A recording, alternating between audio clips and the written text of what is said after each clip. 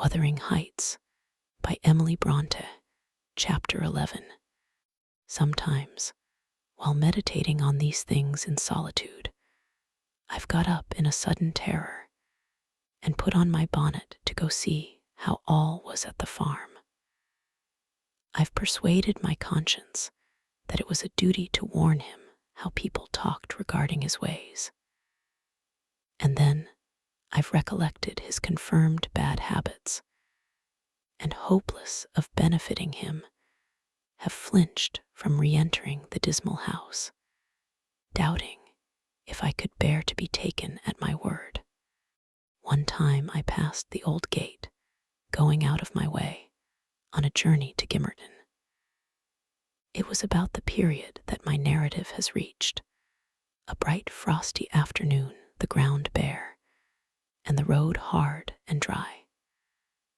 I came to a stone where the highway branches off onto the moor at your left hand, a rough sand pillar, with the letters WH cut on its north side, on the east G, and on the southwest TG.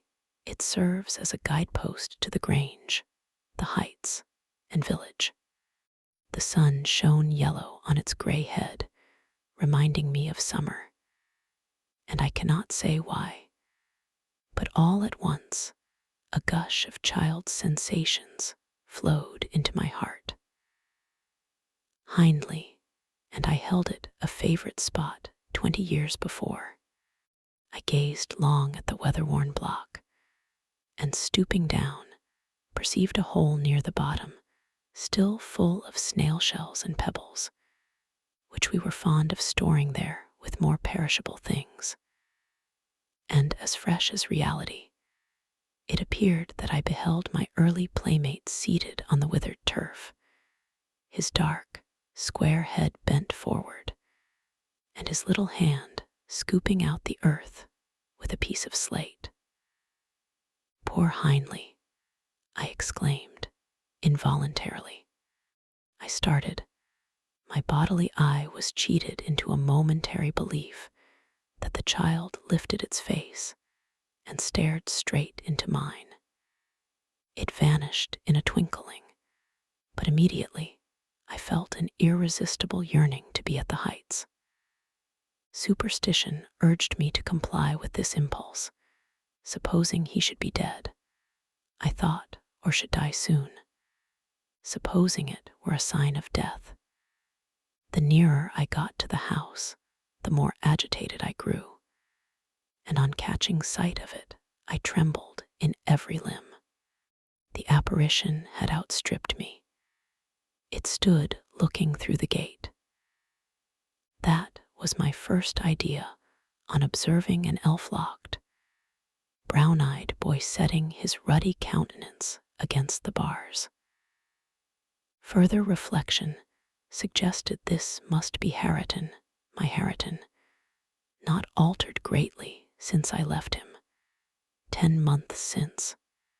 "God bless thee, darling," I cried, forgetting instantaneously my foolish fears. "Hareton, it's Nellie. Nellie, thy nurse." He retreated out of arm's length and picked up a large flint. "I am come to see thy father, Hareton," I added, guessing from the action that Nellie, if she lived in his memory at all, was not recognized as one with me. He raised his missile to hurl it. I commenced a soothing speech, but could not stay his hand. The stone struck my bonnet, and then ensued, from the stammering lips of the little fellow, a string of curses, which, whether he comprehended them or not, were delivered with practiced emphasis, and distorted his baby features into a shocking expression of malignity.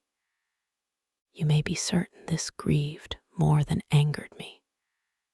Fit to cry, I took an orange from my pocket and offered it to propitiate him. He hesitated, and then snatched it from my hold, as if he fancied I only intended to tempt and disappoint him. I showed another, keeping it out of his reach. "Who has taught you those fine words, my bairn?" I inquired. "The curate." "Damn the curate and thee." "Jie me that," he replied. "Tell us where you got your lessons." "And you shall have it," said I. "Who's your master?"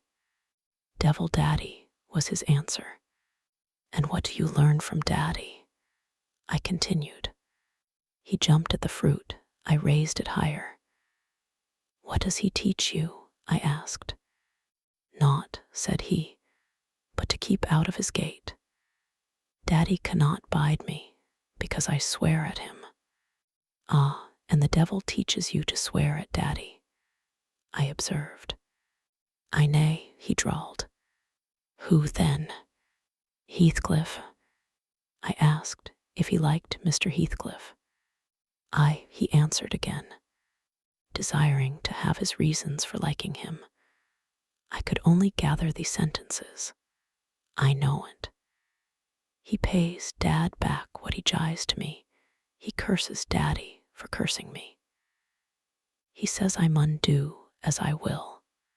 And the curate does not teach you to read and write then," I pursued.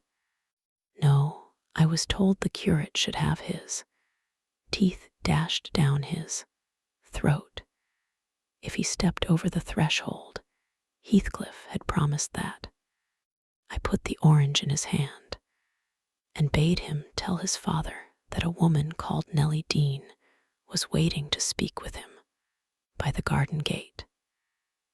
He went up the walk and entered the house, but instead of Hindley, Heathcliff appeared on the doorstones, and I turned directly and ran down the road as hard as ever I could race, making no halt till I gained the guidepost, and feeling as scared as if I had raised a goblin. This is not much connected with Miss Isabella's affair, except that it urged me to resolve further on mounting vigilant guard and doing my utmost to check the spread of such bad influence at the Grange. Even though I should wake a domestic storm by thwarting Mrs. Linton's pleasure, the next time Heathcliff came my young lady chanced to be feeding some pigeons in the court. She had never spoken a word to her sister-in-law for 3 days, but she had likewise dropped her fretful complaining, and we found it a great comfort. Heathcliff had not the habit of bestowing a single unnecessary civility on Miss Linton, I knew. Now, as soon as he beheld her, his first precaution was to take a sweeping survey of the house front. I was standing by the kitchen window, but I drew out of sight. He then stepped across the pavement to her and said something. She seemed embarrassed and desirous of getting away. To prevent it, he laid his hand on her arm. She averted her face. He apparently put some question which she had no mind to answer. There was another rapid glance at the house, and supposing himself unseen, the scoundrel had the impudence to embrace her. "Judas, traitor," I ejaculated. "You are a hypocrite too, are you? A deliberate deceiver." "Who is Nellie?" said Catherine's voice at my elbow. I had been over-intent on watching the pair outside to mark her entrance. "Your worthless friend," I answered warmly.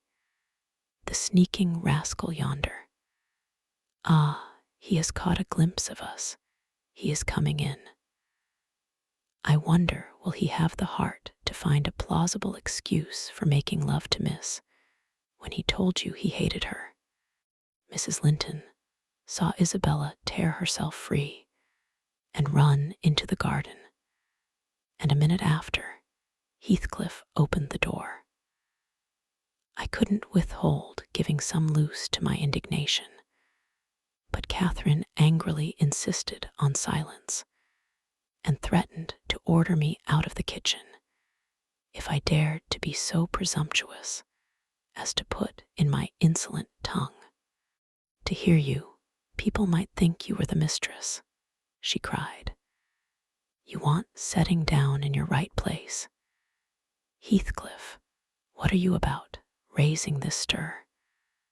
I said you must let Isabella alone. I beg you will, unless you are tired of being received here, and wish Linton to draw the bolts against you. God forbid that he should try, answered the black villain. I detested him just then. God keep him meek and patient. Every day I grow madder after sending him to heaven. Hush, said Catherine, shutting the inner door. Don't vex me. Why have you disregarded my request? Did she come across you on purpose? What is it to you? He growled. I have a right to kiss her if she chooses, and you have no right to object. I am not your husband. You needn't be jealous of me. I'm not jealous of you, replied the mistress. I'm jealous for you. Clear your face. You shan't scowl at me. If you like Isabella, you shall marry her. But do you like her? Tell the truth, Heathcliff. There, you won't answer. I'm certain you don't. And would Mr. Linton approve of his sister marrying that man? I inquired. Mr. Linton should approve, returned my lady, decisively. He might spare himself the trouble, said Heathcliff. I could do as well without his approbation. And as to you, Catherine, I have a mind to speak a few words now, while we are at it. I want you to be aware that I know you have treated me infernally. Do you hear? And if you flatter yourself that I don't perceive it, you are a fool. And if you think I can be consoled by sweet words, you are an idiot. And if you fancy I'll suffer unrevenged, I'll convince you of the contrary in a very little while. Meantime, thank you for telling me your sister-in-law's secret. I swear I'll make the most of it and stand you aside. What new phase of his character is this? Exclaimed Mrs. Linton in amazement. I've treated you infernally, and you'll take your revenge. How will you take it, ungrateful brute? How have I treated you infernally? I seek no revenge on you, replied Heathcliff, less vehemently. That's not the plan. The tyrant grinds down his slaves, and they don't turn against him. They crush those beneath them. You are welcome to torture me to death for your amusement. Only allow me to amuse myself a little in the same style, and refrain from insult as much as you are able. Having leveled my palace, don't erect a hovel, and complacently admire your own charity in giving me that for a home. If I imagined you really wished me to marry Isabel, I'd cut my throat. Oh, the evil is that I am not jealous, is it? Cried Catherine. Well, I won't repeat my offer of a wife. It is as bad as offering Satan a lost soul. Your bliss lies, like his, in inflicting misery. You prove it. Edgar is restored from the ill temper he gave way to at your coming. I begin to be secure and tranquil. And you, restless to know us at peace, appear resolved on exciting a quarrel. Quarrel with Edgar, if you please, Heathcliff, and deceive his sister. You'll hit on exactly the most efficient method of revenging yourself on me. The conversation ceased. Mrs. Linton sat down by the fire, flushed and gloomy. The spirit which served her was growing intractable. She could neither lay nor control it. He stood on the hearth with folded arms, brooding on his evil thoughts, and in this position I left them to seek the master, who was wondering what kept Catherine below so long. "Ellen," said he when I entered, "have you seen your mistress?" "Yes, she's in the kitchen, sir," I answered. "She's sadly put out by Mr. Heathcliff's behavior, and indeed, I do think it's time to arrange his visits on another footing. There's harm in being too soft, and now it's come to this." And I related the scene in the court, and as near as I dared, the whole subsequent dispute. I fancied it could not be very prejudicial to Mrs. Linton, unless she made it so afterwards, by assuming the defensive for her guest. Edgar Linton had difficulty in hearing me to the close. His first words revealed that he did not clear his wife of blame. "This is insufferable," he exclaimed. "It is disgraceful that she should own him for a friend and force his company on me. Call me 2 men out of the hall, Ellen. Catherine shall linger no longer to argue with the low ruffian.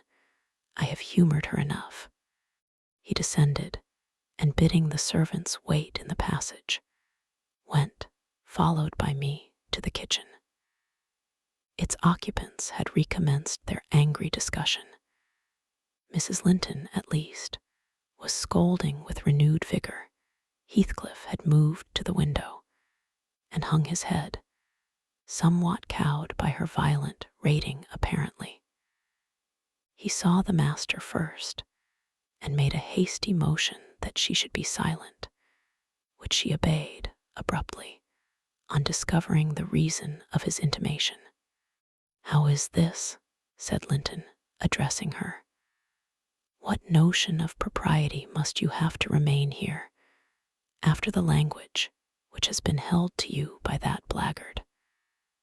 I suppose, because it is his ordinary talk, you think nothing of it. You are habituated to his baseness, and perhaps imagine I can get used to it too." "Have you been listening at the door, Edgar?"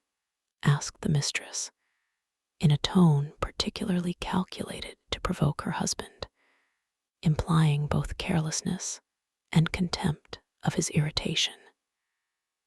Heathcliff, who had raised his eyes at the former speech, gave a sneering laugh at the latter, on purpose, it seemed, to draw Mr. Linton's attention to him.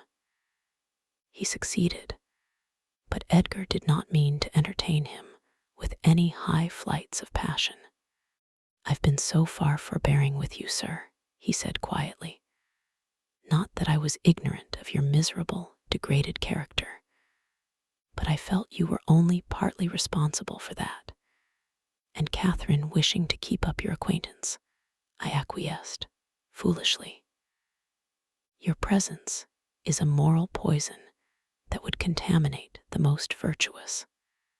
For that cause, and to prevent worse consequences, I shall deny you hereafter admission into this house, and give notice now that I require your instant departure. 3 minutes' delay will render it involuntary and ignominious." Heathcliff measured the height and breadth of the speaker with an eye full of derision. "Cathy, this lamb of yours threatens like a bull," he said. "It is in danger of splitting its skull against my knuckles. By God, Mr. Linton, I'm mortally sorry that you are not worth knocking down." My master glanced towards the passage and signed me to fetch the men. He had no intention of hazarding a personal encounter. I obeyed the hint, but Mrs. Linton, suspecting something, followed, and when I attempted to call them, she pulled me back, slammed the door to, and locked it. "Fair means," she said, in answer to her husband's look of angry surprise. "If you have not courage to attack him, make an apology, or allow yourself to be beaten. It will correct you of feigning more valor than you possess.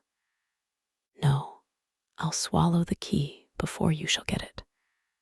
I'm delightfully rewarded for my kindness to each. After constant indulgence of one's weak nature and the other's bad one, I earn for thanks 2 samples of blind ingratitude, stupid to absurdity. Edgar, I was defending you and yours, and I wish Heathcliff may flog you sick for daring to think an evil thought of me. It did not need the medium of a flogging to produce that effect on the master. He tried to wrest the key from Catherine's grasp, and for safety, she flung it into the hottest part of the fire, whereupon Mr. Edgar was taken with a nervous trembling, and his countenance grew deadly pale. For his life, he could not avert that excess of emotion. Mingled anguish and humiliation overcame him completely. He leant on the back of a chair and covered his face. Oh heavens! In old days this would win you knighthood, exclaimed Mrs. Linton. We are vanquished, we are vanquished. Heathcliff would as soon lift a finger at you as the king would march his army against a colony of mice. Cheer up, you shan't be hurt. Your type is not a lamb, it's a sucking leveret. I wish you joy of the milk-blooded coward, Cathy, said her friend. I compliment you on your taste.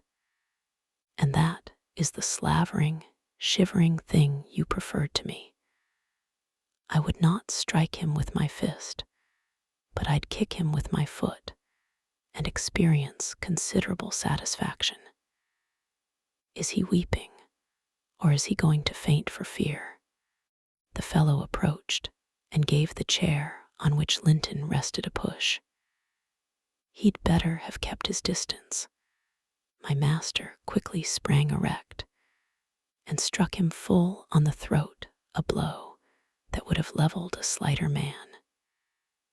It took his breath for a minute, and while he choked, Mr. Linton walked out by the back door into the yard, and from thence to the front entrance.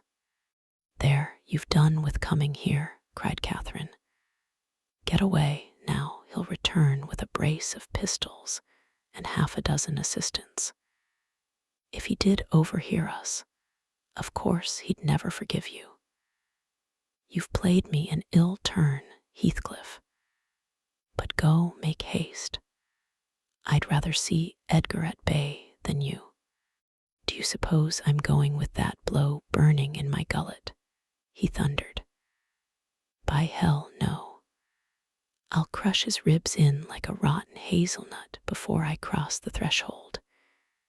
If I don't floor him now, I shall murder him sometime.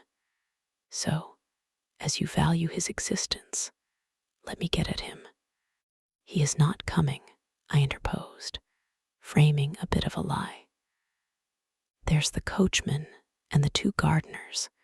You'll surely not wait to be thrust into the road by them. Each has a bludgeon, and master will, very likely, be watching from the parlor windows to see that they fulfill his orders. The gardeners and coachmen were there, but Linton was with them. They had already entered the court. Heathcliff, on the second thoughts, resolved to avoid a struggle against 3 underlings. He seized the poker, smashed the lock from the inner door, and made his escape as they tramped in. Mrs. Linton, who was very much excited, bade me accompany her upstairs. She did not know my share in contributing to the disturbance, and I was anxious to keep her in ignorance. I'm nearly distracted, Nellie, she exclaimed, throwing herself on the sofa. 1,000 smiths' hammers are beating in my head. Tell Isabella to shun me. This uproar is owing to her. and should she or anyone else aggravate my anger at present, I shall get wild. And Nellie, say to Edgar, if you see him again tonight, that I'm in danger of being seriously ill. I wish it may prove true. He has startled and distressed me shockingly. I want to frighten him. Besides, he might come and begin a string of abuse or complainings. I'm certain I should recriminate, and God knows where we should end. Will you do so, my good Nellie? You are aware that I am no way blamable in this matter. What possessed him to turn listener? Heathcliff's talk was outrageous after you left us, but I could soon have diverted him from Isabella, and the rest meant nothing. Now all is dashed wrong by the fool's craving to hear evil of self that haunts some people like a demon. Had Edgar never gathered our conversation, he would never have been the worse for it. Really, when he opened on me in that unreasonable tone of displeasure, after I had scolded Heathcliff till I was hoarse for him, I did not care hardly what they did to each other, especially as I felt that, however the scene closed, we should all be driven asunder for nobody knows how long.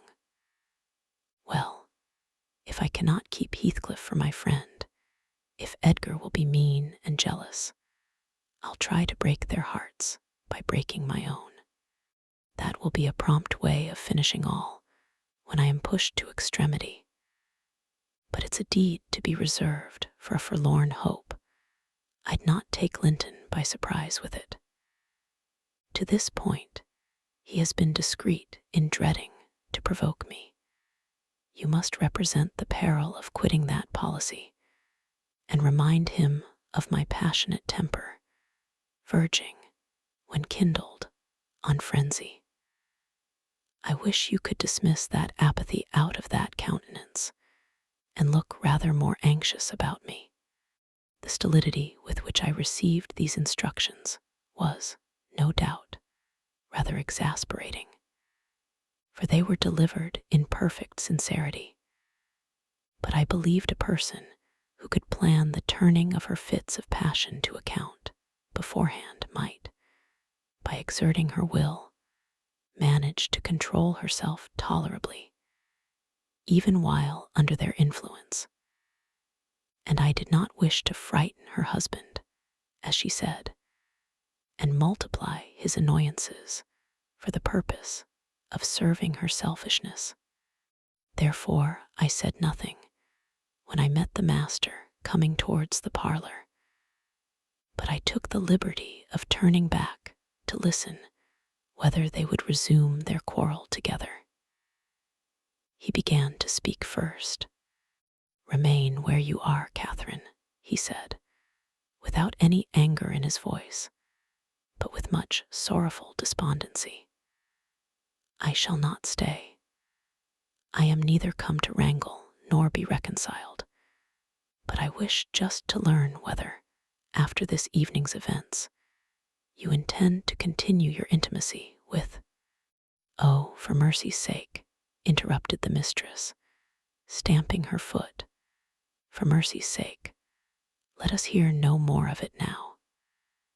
Your cold blood cannot be worked into a fever. Your veins are full of ice water, but mine are boiling, and the sight of such chillness makes them dance.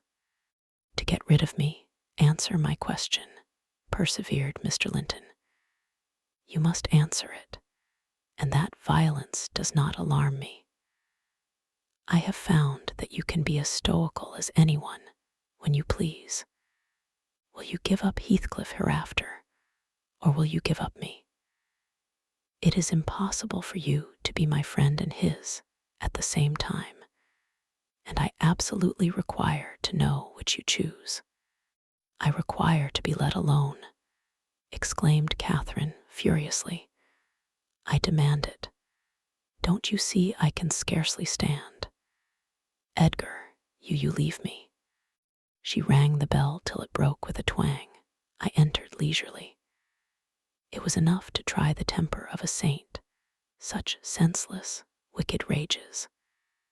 There she lay, dashing her head against the arm of the sofa and grinding her teeth so that you might fancy she would crash them to splinters. Mr. Linton stood looking at her in sudden compunction and fear. He told me to fetch some water. She had no breath for speaking. I brought a glass full, and as she would not drink, I sprinkled it on her face. In a few seconds, she stretched herself out stiff and turned up her eyes, while her cheeks, at once blanched and livid, assumed the aspect of death. Linton looked terrified. "There is nothing in the world the matter," I whispered. I did not want him to yield, though I could not help being afraid in my heart. "She has blood on her lips," he said, shuddering. "Never mind," I answered tartly. And I told him how she had resolved, previous to his coming, on exhibiting a fit of frenzy. I incautiously gave the account aloud, and she heard me, for she started up, her hair flying over her shoulders, her eyes flashing, the muscles of her neck and arms standing out preternaturally. I made up my mind for broken bones, at least, but she only glared about her for an instant and then rushed from the room. The master directed me to follow. I did, to her chamber door. She hindered me from going further by securing it against me. As she never offered to descend to breakfast next morning, I went to ask whether she would have some carried up. "No," she replied peremptorily. The same question was repeated at dinner and tea, and again on the morrow after, and received the same answer. Mr. Linton, on his part, spent his time in the library and did not inquire concerning his wife's occupations. Isabella and he had had an hour's interview, during which he tried to elicit from her some sentiment of proper horror for Heathcliff's advances. But he could make nothing of her evasive replies, and was obliged to close the examination unsatisfactorily, adding, however, a solemn warning that if she were so insane as to encourage that worthless suitor, it would dissolve all bonds of relationship between herself and him.